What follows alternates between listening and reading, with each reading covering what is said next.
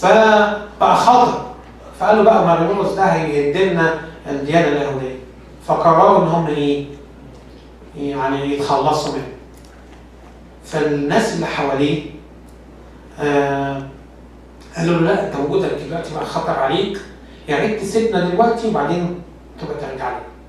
فيروح راسم انيانوس اسقف ويرسم معاه 3 كهنه و7 شمس. خد بالكم هتلاقي في بعض المراجع تقول 12 كاهن و7 شمس. هو احيانا ده متاثرين بناحيه رمزيه في الكتاب المقدس 12 زي 12 تلميذ و7 شمامسه. بس هو الكلام الكنيسه قايلاه صح، وكل المراجع الموثقه قالت انه رسم 3 كهنه و7 شمامسه وانيانوس رسموا اسقف. وتركهم سنه 62 مليون. الكلام ده كان 61، تركهم 62 بعد ما اسس كنيسه. عايز ارجع سنه بسيطه. مصر قبل ما القديس مرقس الرسول يجي كان فيها مسيحيين، بس ايه؟ عارفين نظام الذين تشتتوا جالوا مبشرين بالكلمه؟ عارفين في سفر اعمال الرسل لما بيتكلم على الناس ال3000 اللي امنوا واتعمدوا على ايد التلاميذ ومن عزة بطرس، يتقال كده ان كان منهم ناس منين؟ من مصر وليبيا وهكذا. الناس دي رجعت بلادها، رجعت ايه؟ مسيحيين. ولما حصل الاضطهاد في سنة 40 وكذا ورجموا اسطفانوس وسجنوا بطرس واستشهد القديس يعقوب، يتقال كده الذين تشتتوا جالوا مبشرين بالكلمة. فكان في ناس موجودة بس بدون قيادة. حتى التاريخ بيذكر لنا 3-4 أسماء كده كانوا مسلمين. عارفين العزيز سوفيروس اللي بعته القديس لوقا؟ ده كان مسلمين. وعارفين أبولس كان سكندري. وعارفين سمعان القناوي أحد ال12 تلميذ جه جنوب مصر.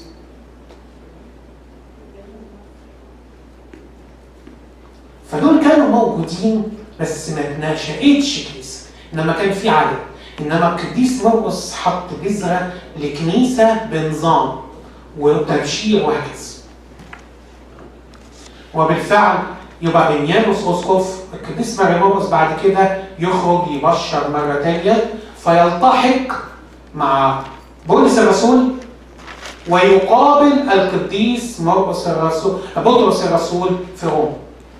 وهنا بقى يسلم عليكم التي في بابل المختارة ومرقس ابني. لما ترجعوا للتفسير هقول لكم عليه. اتفضل. ازاي تعرف الكهنوت في اللحظه دي؟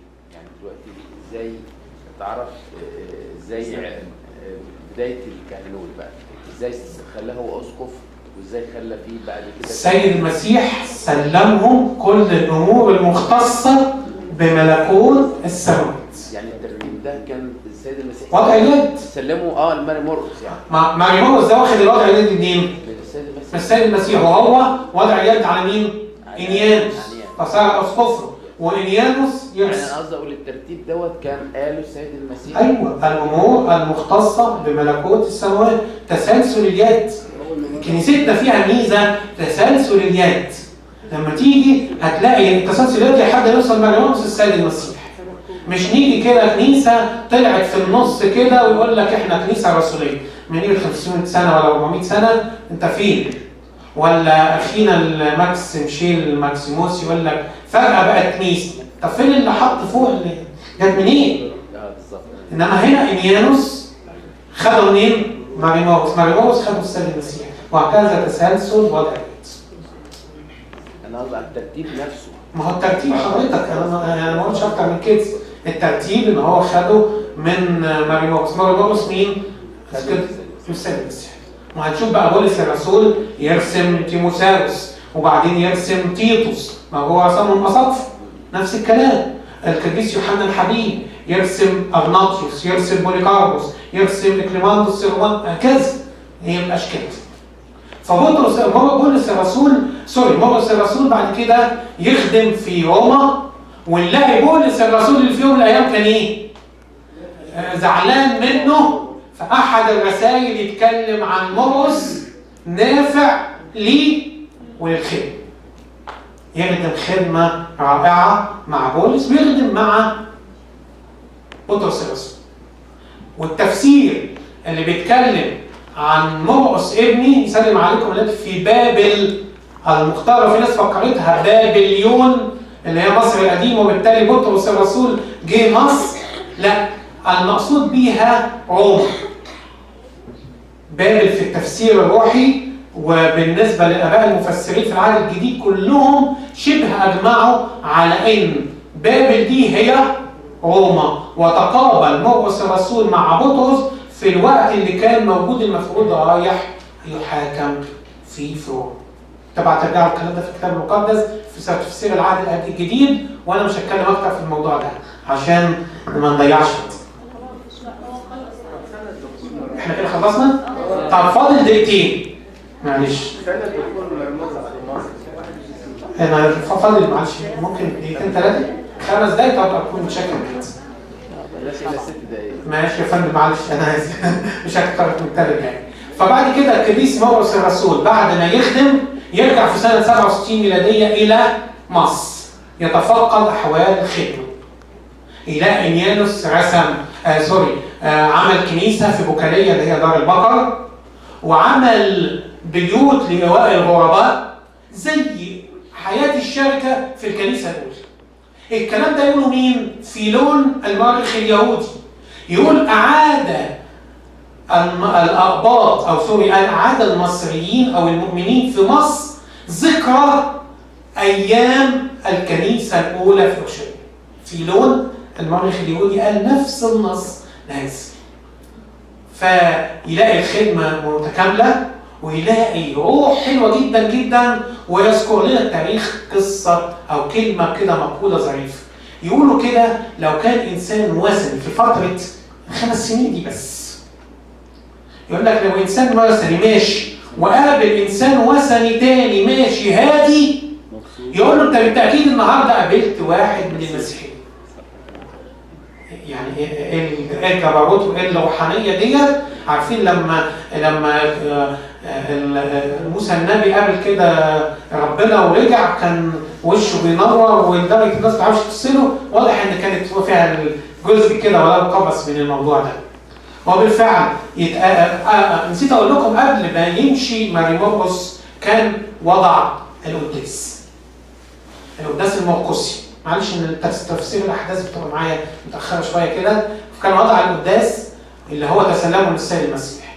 ان النهارده بنسميه القداس ايه؟ كيرلسي. هو اسمه القداس المرقسي الكيرلسي. هو وضع هذا القداس. وبيتقال انه لما رجع كتب انجيل مرقس في ذلك الوقت. مين اللي قال الكلام ده؟ يوحنا ذهبي فعلا. ولكن بعض المؤرخين بيقولوا ان هو كتب انجيله قبل كده بكتير. في رايين، راي قال يوحنا ذهبي فهم انه كتبه في مصر، وفي راي يقول باعتباره انه كتبه بدري شويه في نهايه الخمسينات يبقى ما اتكتبش في مصر خالص.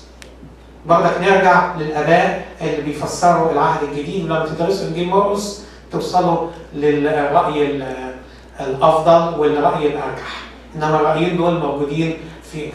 وبعدين لقى إن الكنيسة بتتعرض لأفكار هجومية من الوثنيين نتيجة وجود مدرسة الإسكندرية الوثنية والمكتبة، فراح قال لا يفل الحديد إلى الحديد. راح مؤسس مدرسة الإسكندرية اللاهوتية وعين عليها واحد اسمه يسطس. يسطس ده ربنا يمد في عمره لحد ما يبقى البابا رقم 6 سنة 124. لما بقى يبدأ يحطوا في مدرسة اسكندرية يبقى الرجل التالي بعد البابا، فيختاروا يسطس ده البابا رقم 6. يعمر على مدرسة اسكندرية 60 سنة ويصير بعد كده بطرك لمدة 12 سنة.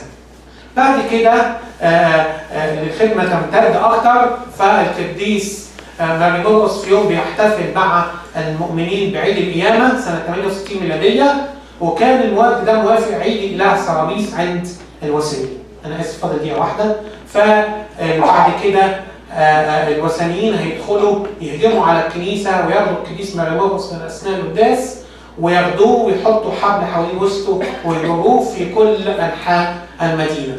وبالفعل بعد ما يجروه ويتعب جدا وشبه قرب يموت ياخدوه ويحطوه في السجن، فالسيد المسيح يظهر له، عشان كده بيتسمى ناظر الإله، ويبشروا ان هو هينال اكليل الشهاده. وبالفعل تاني يوم هيحطوا، انا بقول بسرعه عشان الوقت، يحطوا حبل حوالين رقبته.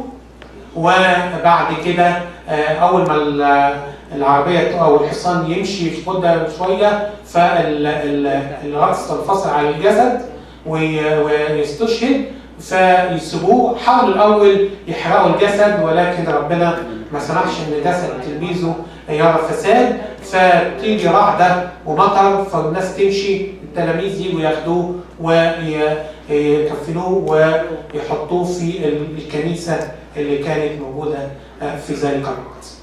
وبعد كده بقى تقليد عام ان كل انسان، طبعا انيانوس تلقائي بقى ايه؟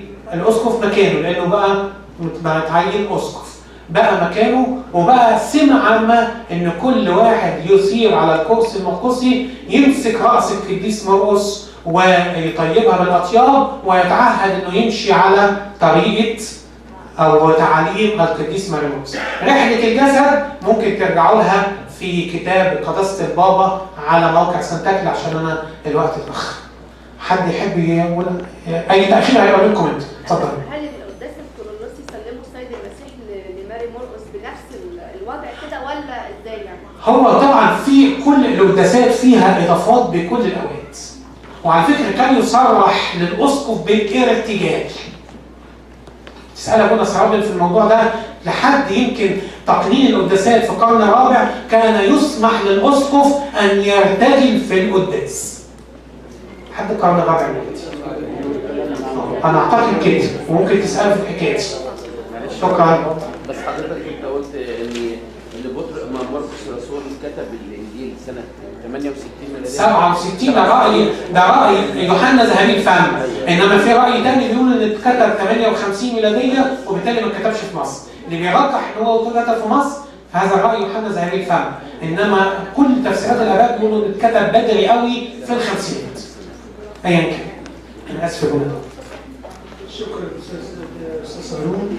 في تنبيه بسيط يا اساتذه، الاسبوع الجاي يوم الخميس هيبقى معانا ابونا بنيامين مرجان. خميس ولا الاربعاء؟ لا الخميس، مرات الخميس. خميس وجمعه؟ خميس بس، ما انا بنام على اساس كده. هيبقى الخميس بس، الجمعه